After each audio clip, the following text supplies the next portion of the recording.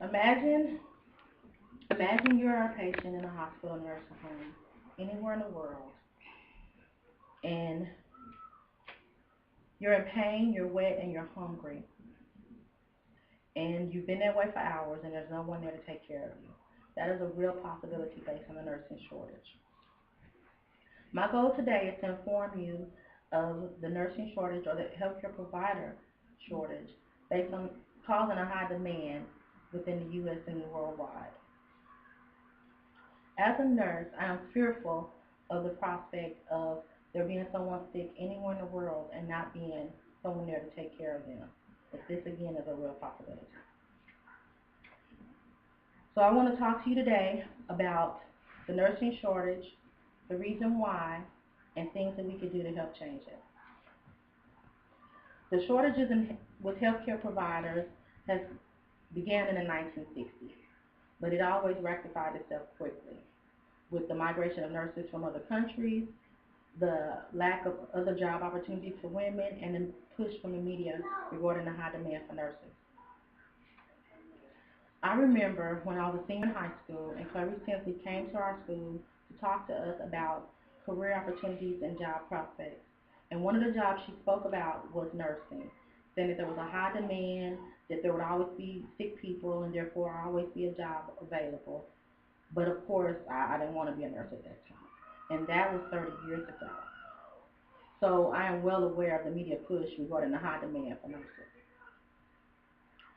Now, one of the reasons for this current shortage of nurses, which began in 1998, is because of the managed care cuts, which forced hospitals to lay off nurses, increase workloads, do short staffing, which is having one nurse do the job with two, and job reconstruction, which was adding to the nurse's duties and also taking some of her duties away and giving them to unlicensed staff, which the nurses felt was unsafe.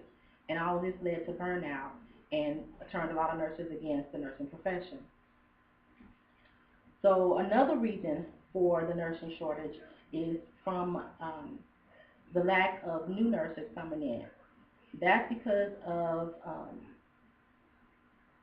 the shortage of faculty, of quality faculty. And according to the American Association of College and Nursing, in 2011, nursing schools turned away 75,587 qualified applicants because of the lack of faculty, the lack of training, clinical training sites for them, and budget constraints. So without new nurses coming into the field, that left us with a limited amount of qualified skilled nurses, which means that the sick now outnumber the nursing. The Bureau of Labor Statistics states that from the years of 2010 to 2020, jobs for RNs will jump 26%, which is faster than the average occupation, but we don't have enough nurses to cover all those vacancies. Now, there are still nurses migrating from other countries, but that's still not enough to cover the vacancy. Also, with them migrating here, they're leaving their homelands without qualified nurses, which is creating a global shortage. And that's according to Jennifer Walker of Johns Hopkins Nursing Magazine. Also, the age of nursing is increasing. The median age for a nurse is 46, and for nursing educators is 54. So that means that there will soon be a lot of nurses retiring without a lot of nurses to replace them.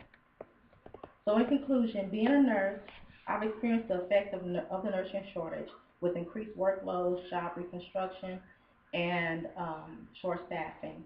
And I've also experienced the burnout. But hopefully, with changes that could be made by employers to better the nursing environment for nurses, to create competitive and adequate pay, and increase technology, we could possibly bridge this gap of shortage of nursing. In addition, additional funding from the government for professional nursing programs would also help to ratify it, according to Brenda Welch of of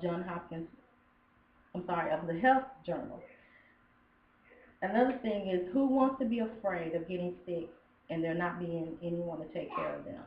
And that is also a real possibility. Thank you.